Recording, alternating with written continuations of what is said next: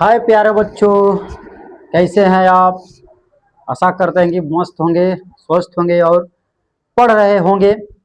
तो आइए, हम पिछले वीडियो में पढ़े थे वायुमंडलीय अपवर्तनांक के बारे में, और इस वीडियो में हम लोग जानने वाले हैं कि वर्ण विक्षेपण क्या है, डिस्पर्सन ऑफ लाइट क्या है। तो क्योंकि ये जो है आपका मोस्ट वीवीआई है, ये पॉइंट जो है एग्जाम की दृष्टि से वीवीआई है, याद रखिएगा एकदम। तो आइए हम लोग समझते हैं कि वर्ण विक्षेपण क्या है, यानी डिस्पर्सन ऑफ लाइट क्या है। तो देखिएगा, प्रकाश जो है, हमारे सूर्य में जो प्रकाश है वो 7 रंगों से मिलकर बना होता है। जब ये प्रकाश आता है या जब हम श्वेत प्रकाश को किसी प्रिज्म से होकर गुजारते हैं तो यह विभिन्न रंगों में दिखाई देता है, और यह विभिन्न रंगों में दिखाई देने की घटना को ही हम लोग बोलते हैं वर्ण विक्षेपण। आइए समझते हैं। वर्ण का मतलब होता है रंग, याद रखिएगा। वर्ण का मतलब होता है रंग, विक्षेपण का मतलब होता है बिखरना। विक्षेपण का मतलब होता है बिखरना, विक्षेपण का मतलब होता है बिखरना।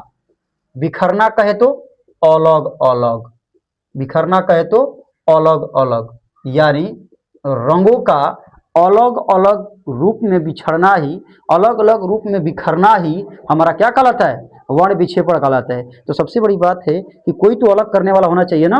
दो भाई जब आपस में झगड़ा कर रहे हैं तो तीसरा व्यक्ति तो होगा ना अलग करने वाला। बस वही चीज समझिए यहाँ पर कि कहीं ना कहीं इस प्रकाश को विभिन्न रंगों में बिखरने के लिए कोई तो होना चाहिए ना। तो कोई होने के लिए एक माध्यम है जिसका नाम है प्रिज्म। प्रिज्म जो है हमारे प्रकाश को विभिन्न रंगों में बिखार देता है, लेकिन यह प्रकाश विभिन्न रंगों में प्रकाश को विभिन्न रंगों में बिखारता है, यानी अलग अलग करता है, तो वह दिखाई भी तो देनी चाहिए ना। तो उसको हम देखते हैं कहाँ पर, तो उसको हम देखते हैं एक पर्दे पर।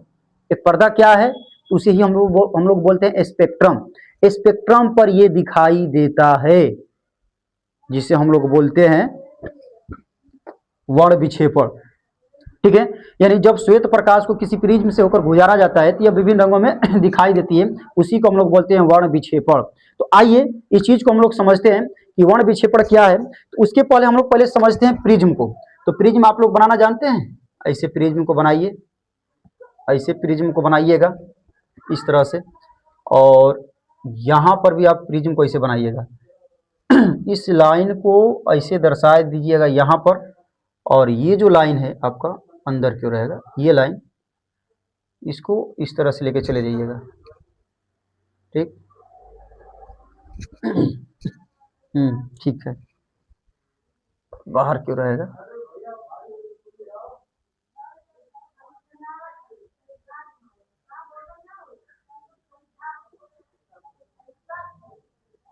देखिए इस तरह से प्रिज्म बनेगा, तो हमें इस तरह से प्रिज्म दिखाई देता है। लेकिन हम लोग इस तरह से नहीं पढ़ते हैं। हम प्रिज्म को पढ़ने के लिए इस तरह से प्रिज्म हमें 5 सतहों से घिरा हुआ दिखाई देता है। लेकिन आइए हम इसी चीज को त्रिभुज के आकार को बनाकर, यानी जो ऊपर वाला तिर वाला भाग दिखता था उसी को हम लोग क्या करते हैं, देखते हैं। तो आइए हम यहाँ पर एक बनाते हैं प्रिज्म। तो ये रहा हमारा प्रिज्म, ये हमारा प्रिज्म है, आप लोग दिख रहे हैं। अब इस प्रिज्म से हम लोग एक किरण को गुजारते हैं। ये किरण है श्वेत। कौन सी किरण है, श्वेत किरण है। ठीक है, हाँ श्वेत किरण है। ठीक है, ये श्वेत किरण है। अब इस श्वेत किरण को हम लोग गुजारते कहाँ भैया, तो प्रिज्म पर। प्रिज्म 5 सतहों से घिरा एक आकृति होता है। अब जैसे ही इस प्रिज्म को हम गुजार रहे हैं भैया, जैसे ही हम प्रिज्म को गुजारते हैं मेरे प्यारे बच्चों, तो ये प्रिज्म से 7 प्रकार की किरणें निकलती है। कितने प्रकार की किरण निकलती है, इस प्रिज्म से 7 प्रकार की किरण निकलती है। तो आइए हम देखते हैं इस 7 प्रकार की किरणों को। देखिए ये हो गया हमारा, इसको हम लोग बोलते हैं स्पेक्ट्रम। स्पेक्ट्रम, इसको हम लोग बोलते हैं स्पेक्ट्रम। ये जो स्पेक्ट्रम है ये पर्दे की तरह होता है, एक पतला सा पर्दा होता है जिसमें हम 7 रंगों को क्या करते हैं, बिखेरते हैं, दिखाते हैं। तो देखिएगा ये 7 रंग में बिखर देता है, लेकिन सबसे बड़ी बात होती है कि 7 रंग कौन कौन सा है। तो 7 रंगों को हम लोग ट्रिक्स जानते हैं, विविजियोर इंग्लिश में उसे बोलते हैं, और हिंदी में बोलते हैं बै, जा, नी अ पी ना ला। 1 2 3 4 5 6 7। देखिए मेरे प्यारे बच्चों, ये है ट्रिक, ये है प्रिज्म से प्रकाश को हम गुजार रहे हैं। एक श्वेत प्रकाश, ये कलर है श्वेत, दिख रहा है ना इसे, यहाँ पर ये श्वेत कलर है, लेकिन जैसे इसको हम प्रिज्म से गुजारते हैं तो देखिए क भागों में टूट गया, ये 7 भागों में दिखाई दिया। यानी सूर्य के प्रकाश में भी 7 रंग होता है, इसका मतलब यानी बैजानी ह पी नाला, ये है 7 रंग। यानी इसका अगर हम फुल फॉर्म पूरा नाम लिखें तो बै से होता है बैगनी, बै से हो जाएगा आपका बैगनी, जा से हो गया जामुनी, जामुनी, नौ से हो, नी से हो गया नीला, ह से हो गया हरा, पी से हो गया पीला, ना से हो गया नारंगी, नारंगी, ठीक है, ला से हो गया लाल, ला से हो गया लाल। ये जो आपको जो सीरीज दर्शाया गया है, नीचे से हम लोग ऊपर जा रहे हैं, ये जो सीरीज आपको दिखाया जा रहा है ये नीचे से हम लोग ऊपर जा रहे हैं, यानी नीचे से ऊपर जा रहे हैं। इसका मतलब है कि जो ये जो क्रम सजाया गया है यह कहीं ना कहीं उसके अपवर्तनांक के अनुसार सजाया गया है, यानी जिसका विचलन ज्यादा होगा वो कहाँ है, नीचे है, और जिसका विचलन कम होगा वो कहाँ है, ऊपर है, याद रखिएगा। तो यानी कहने का मतलब है बैगनी रंग है, बैगनी रंग का विचलन, अगर हम बैगनी रंग का विचलन को देखें तो बैगनी रंग का विचलन ज्यादा होता है। क्या होता है, ज्यादा होता है। बैगनी रंग का विचलन क्या होता है, ज्यादा होता है। और बैगनी रंग का विचलन जब ज्यादा हो रहा है तो इसका मतलब है कि इसका जो तरंग दैर्ध्य, इसका जो तरंग दैर्ध्य है, तरंग दैर्ध्य क्या है, कम है।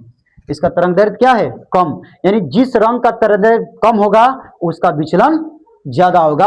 और ऊपर सबसे देखिए लाल है, तो लाल का विचलन क्या है, लाल का विचलन कम है, लाल का विचलन कम है, तो इसका मतलब है कि इसका जो तरंग दैर्ध्य है,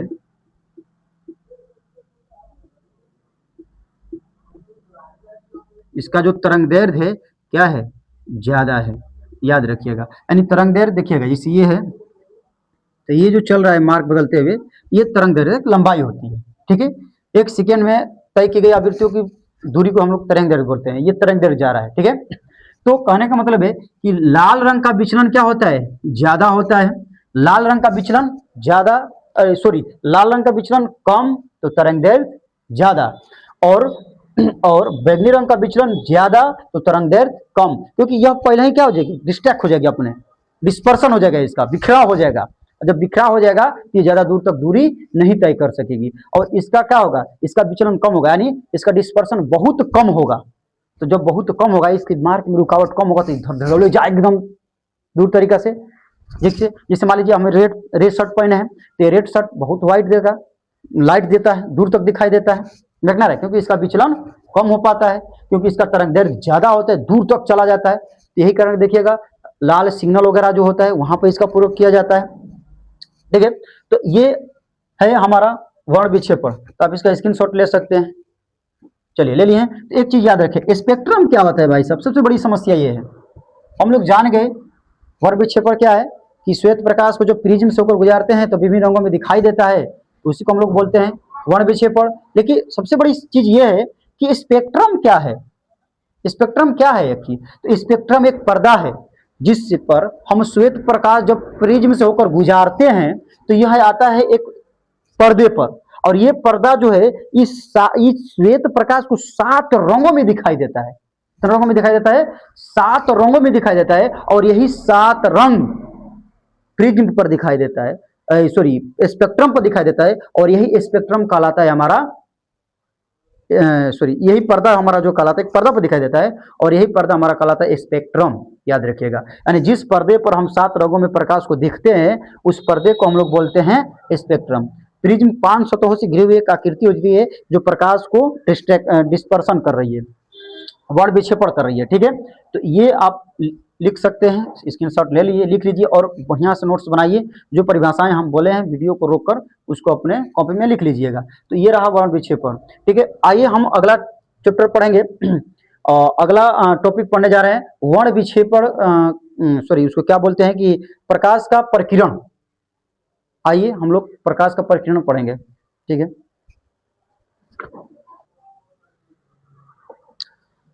तो आइए, हम लोग पहला पढ़ चुके थे, अब हम पढ़ने जा रहे हैं वर्ण विक्षेपण, अभी जस्ट पढ़े हैं। अब आइए अगला टॉपिक होगा हमारा इंद्रधनुष। इंद्रधनुष पढ़ने से पहले हम आपसे एक बात पूछना चाहते हैं कि ये वर्ण विक्षेपण क्यों होता है।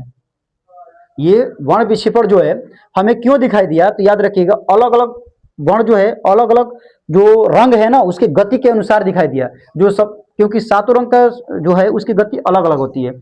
तो यह प्रक्रिया जो दिया था, ये सिस्टम प्रिज्म वाला, प्रकाश सात रंग वाला, न्यूटन साहब ने दिए थे। तो न्यूटन साहब से पूछा गया कि क्या जब हम एक श्वेत प्रकाश को प्रिज्म से गुजारते हैं तो ये सात भागों में, सात रंगों में विभक्त हो रही है, तो क्या इन सात रंगों को फिर हम पुनः एक रंग में विभक्त कर सकते हैं? तो बोले हाँ, जैसे कि ये प्रिज्म है, ये प्रिज्म है, अब इस प्रिज्म से हम गुजारे थे तो इधर सात रंगों में वर्ण विक्षेपण हुआ, तो अब इसी प्रिज्म को क्या किए उन्होंने, उल्टा करके रख दिए। बोले कि अगर हम प्रिज्म को उल्टा करके रख देंगे तो इन सात रंगों को क्या करेगा, एक रंग श्वेत रंग में बदलेगी। तो ये न्यूटन साहब के सामने चैलेंज रखा गया था और न्यूटन साहब ने इसको एक्सेप्ट करके अब इनको क्या किए कि मतलब प्रूफ करके बताए।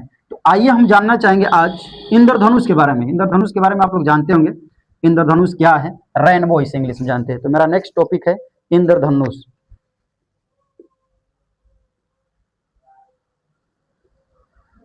आप भी हेडिंग डाल लीजिएगा, इंद्रधनुष, रेनबो जिसे इंग्लिश में बोलते हैं रेनबो,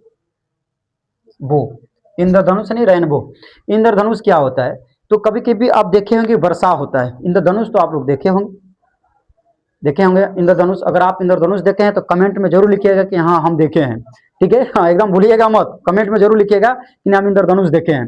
इंद्रधनुष तब दिखाई देता है जब देखिएगा वर्षा होती है, वर्षा होने के कुछ समय बाद जब वर्षा रुक जाती है तो सूर्य के प्रकाश जब निकलता है अचानक, तो आप सूर्य के जिस तरफ मुखड़े किए हैं उसके जस्ट पीछे आप देखिएगा, अपने पीठ के पीछे, पीठ के साइड देखिएगा तो एक चंद्र वालाकार एक आकृति दिखाई देगी, अर्धचंद्रकार, अर्ध चांद के आकार की एक आकृति दिखाई देगी, उसी को हम लोग बोलते हैं इंद्रधनुष। और ये इंद्रधनुष में देखिएगा सातों रंग होता है। क्यों क्यों ऐसा होता है, तो देखिएगा जब वर्षा होती है तो वर्षा में देखिएगा बारिश की बूंदे क्या होती है, इसे रुक जाती है, बारिश की बूंदे रुक जाती है। तो जब बारिश की बूंदे रुक जाती है तो अब वायुमंडल में क्यों रुक जाती है, क्योंकि वायुमंडल में कण धूल कण होते हैं, उसमें बारिश की बूंदे बूंदे जो होती है फंस जाती है, फंस जाता है ना, तो ये वर्षा की बूंद है, ये वर्षा की बूंद है, याद रखिएगा वर्षा की बूंद है। ये वर्षा की बूंद जो है यह किसकी तरह काम करती है, तो ये वर्षा की बूंद जो है प्रिज्म की तरह कार्य करती है। किसकी तरह कार्य करती है, प्रिज्म की तरह। जब ये वर्षा हो रहा है, ये बारिश की बूंदे हैं, अब इस पे प्रकाश की किरण पड़ेगी, जब प्रकाश की किरण इस पे पड़ता है तो यह क्या करता है, इसमें गया, फिर मान के चलो इसमें आया, फिर और देखो यहाँ पर पड़ेगा तो यहाँ पर क्या हुआ, देखो यहाँ से पड़ेगा तो यहाँ पर इसका अपवर्तन क्या हुआ, अपवर्तन हुआ, फिर देखिएगा ये बाहर निकलेगा, समझ रखना रहता। इस तरह से कई भागों मतलब प्रकाश की किरणों को वर्ण विक्षेपण कर देता है, यानी प्रकाश का अपवर्तन, परावर्तन तथा पूर्ण आंतरिक परिवर्तन, इन तीनों घटनाओं के बाद जो आकृति बनती है उसी को हम लोग बोलते हैं इंद्रधनुष। तो इंद्रधनुष कैसे निकलता है, फिर एक बार सुन लीजिए। जब सूर्य की किरणें वर्षा के बूंदों पर पड़ती है तो उस किरणों में उपस्थित प्रकाश का वर्ण विक्षेपण होता है। जब यह वर्ण विक्षेपण होता है तो इनमें से इनके अंदर, वर्षा के बूंद के अंदर परावर्तन, अपवर्तन तथा पूर्ण आंतरिक परावर्तन के बाद जो आकृति हमें दिखाई देती है उसी को हम बोलते हैं इंद्रधनुष, याद रखिएगा, उसी को हम लोग बोलते हैं इंद्रधनुष। इंद्रधनुष की अगर हम बात करें, इंद्रधनुष की बात करें, फिर एक बार सुन लीजिए इंद्रधनुष की परिभाषा। फिर इंद्रधनुष की परिभाषा आप लोग एक बार और सुन लीजिए कि जब सूर्य के प्रकाश का जल के बूंदों में जल के बूंदों के द्वारा वर्ण विक्षेपण कर दिया जाता है, वर्ण विक्षेपण कर दिया जाता है, तब उसका अपवर्तन, परावर्तन तथा पूर्ण आंतरिक परावर्तन के सम्मिलित प्रभावों को इंद्रधनुष कहा जाता है। इंद्रधनुष दो प्रकार का होता है, याद रखिएगा, इंद्रधनुष दो प्रकार का होता है। एक बोलते हैं प्राथमिक इंद्रधनुष, प्राथमिक इंद्रधनुष, और एक होता है द्वितीय इंद्रधनुष, सेकेंडरी रेनबो, और एक होता है प्राइमरी रेनबो। ठीक, तो प्राइमरी रेनबो और सेकेंडरी रेनबो क्या होता है, तो प्राथमिक इंद्रधनुष क्या होता है, याद रखिएगा। अभी हम लोग पढ़ रहे हैं प्राथमिक इंद्रधनुष के बारे में। तो प्राथमिक इंद्रधनुष क्या होता है? प्राथमिक इंद्रधनुष में जब वर्षा की बूंदे जब वर्षा की प्रकाश, हम बोल रहे हैं सूर्य का प्रकाश, सूर्य का प्रकाश किस पे पड़ रहा है? वर्षा के बूंद पर पड़ रहा है। किस पे पड़ रहा है? वर्षा के बूंद पर, वर्षा के बूंद पर पड़ रहा है। ये सूर्य का प्रकाश कहाँ पड़ रहा है? वर्षा के बूंद पर पड़ रहा है। जब सूर्य का प्रकाश वर्षा के बूंद पर पड़ता है तो सूर्य की किरणों का क्या होता है? जब वर्षा पर पड़ता है तो सूर्य की किरण की दो घटना होती है। एक होता है अपवर्तन, दो घटना घटती है, और एक होता है परावर्तन। ठीक है, तो जो अपवर्तन होता है वह 2 बार होता है। कितनी बार होता है? 2 बार। और परावर्तन जो होता है 1 बार होता है। कितनी बार होता है? 1 बार होता है। याद रखिएगा, जब जब प्राथमिक इंद्रधनुष बनता है तो सूर्य का प्रकाश जब वर्षा के बूंदों पर पड़ती है तो इसमें 2 प्रकार की घटना घटती है। 2 प्रकार की घटना में क्या है? एक अपवर्तन तथा 2 बार अपवर्तन तथा 1 बार परावर्तन होता है। देखिए जो कि बोर्ड पर लिखे हैं। ठीक, तो जब ये मान लीजिए इंद्रधनुष है, इस तरह से इंद्रधनुष बनता है। ठीक है, इस तरह से इंद्रधनुष बनता है। तो जब तो इस स्थिति में देखिएगा प्राथमिक इंद्रधनुष में लाल रंग बाहर की ओर होता है। देखिए लाल रंग बाहर हो गया, ये हमारा हो गया लाल रंग। क्या हो गया? लाल रंग। ये बाहर हो गया, बाहर हो गया।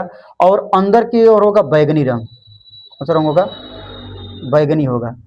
ये हो गया अंदर की ओर। याद रखिएगा, अंदर की ओर।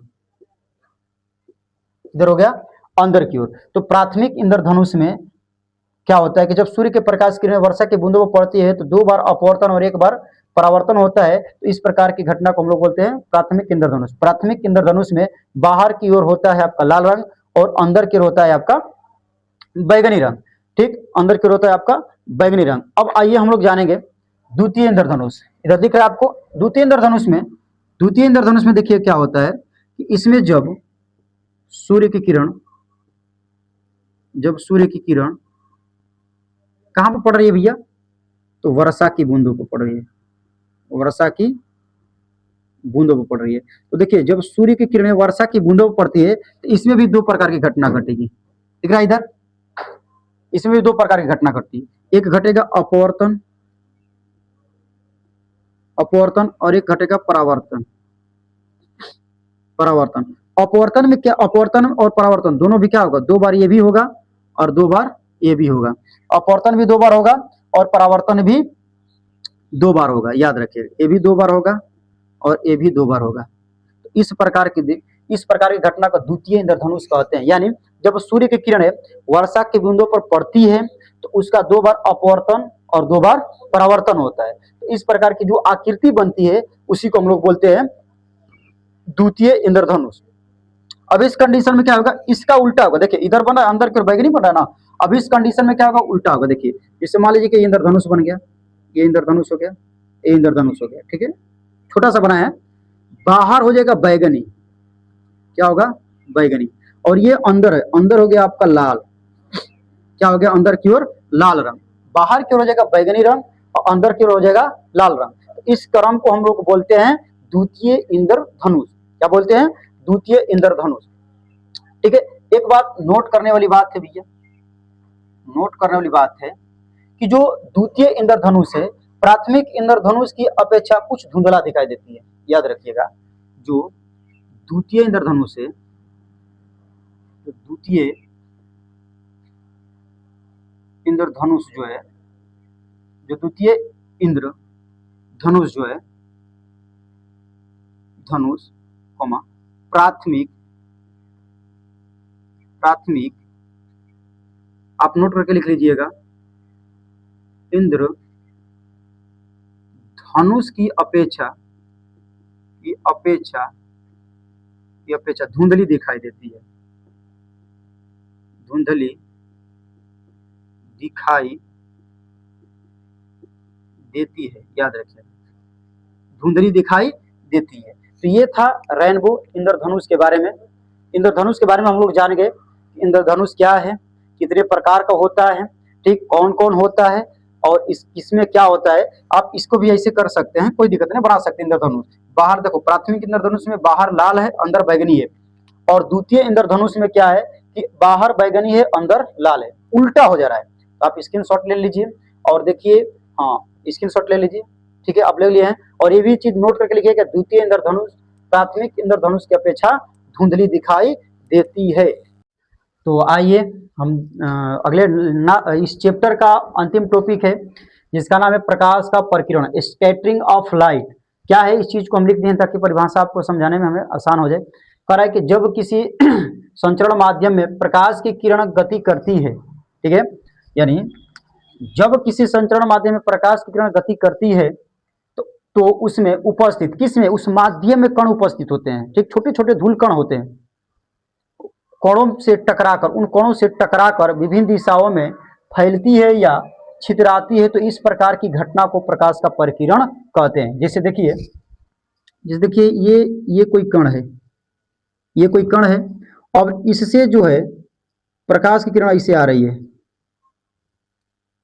ऐसे आ रही है, और इससे प्रकाश की किरण टकरा गई, ये प्रकाश की किरण है, टकरा गई, और जब टकरा गई ना तो ये किरण क्या करेगी, इसको विभिन्न दिशा में फैला देगी, ये विभिन्न दिशाओं में क्या करेगी, फैला देगी, विभिन्न दिशा में ये फैला रही है इस किरण को, विभिन्न दिशा में देखिए किरण को फैला रही है, विभिन्न दिशा में फैला रही है। इसी में से एक किरण क्या होगी, सीधे निकल जाएगी, इसी में से एक किरण निकलेगी, ये किरण कैसी होगी, श्वेत किरण होगी, कैसी किरण होगी, श्वेत किरण होगी। तो यही है प्रकाश का प्रकीर्ण, कुछ नहीं है। जब किसी माध्यम में प्रकाश, जो संचरण माध्यम में प्रकाश गति करती है, उस माध्यम में ना छोटे छोटे धूल कण होते हैं। अब ये धूल कण से क्या होगी, टकराएगी ना, जब ये धूल कण से टकराएगी तो टकराने के बाद विभिन्न दिशा में फैल जाती है, इधर ऊपर नीचे दाएं एकदम सभी दिशा में फैल जाती है, उसी में से एक किरण जो होगी सीधे निकल जाएगी।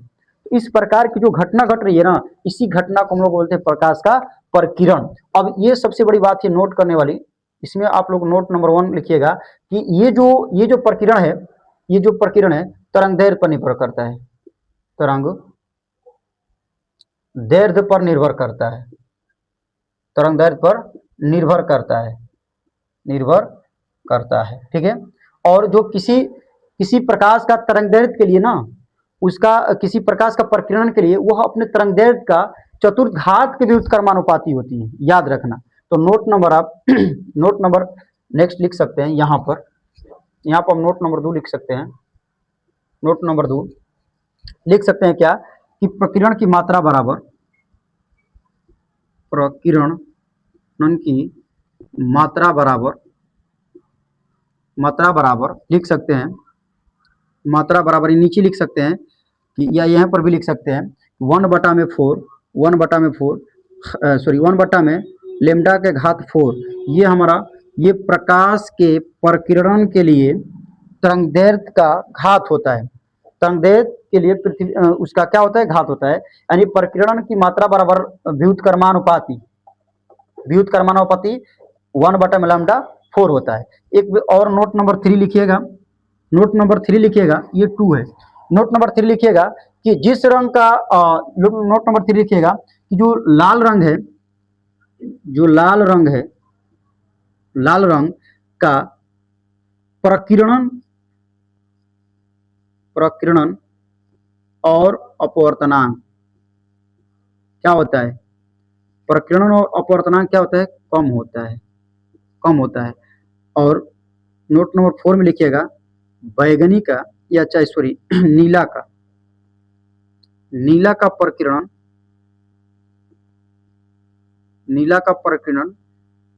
ज्यादा होता है, नीला का प्रकीर्णन ज्यादा होता है। और यही कारण है कि इसी की वजह से आकाश का रंग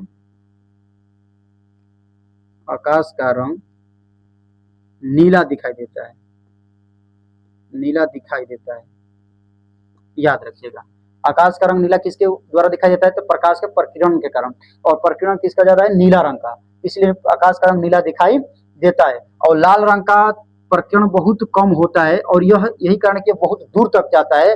और कारण यही है कि लाल रंग में नोट करके यहाँ पर लिख दीजिएगा, वहां पर जगह नहीं है तो यहाँ पर हम लिख दिए हैं, इस वाली बात को यहाँ पर लिखे हैं कि लाल रंग का यही कारण है कि लाल रंग का उपयोग, लाल रंग का उपयोग खतरे के निशान पर किया जाता है। दिख रहा है ना, खतरे के निशान, खतरे के निशान पर किसका उपयोग किया जाता है? लाल रंग, यही कारण है। और सूर्य और सूर्यास्त के समय जो बोल रहा हूं आप इसको नोट कर सकते हैं। सूर्य और सूर्योदय और सूर्यास्त के समय सूर्य का लाल दिखाई देना भी यही कारण है, प्रकाश का परकिरण। तो इस तरह से हम लोग चैप्टर नंबर 3 फिजिक्स का हम लोग क्या किया है कि खत्म कर दिए हैं, नोट कर दिए हैं। और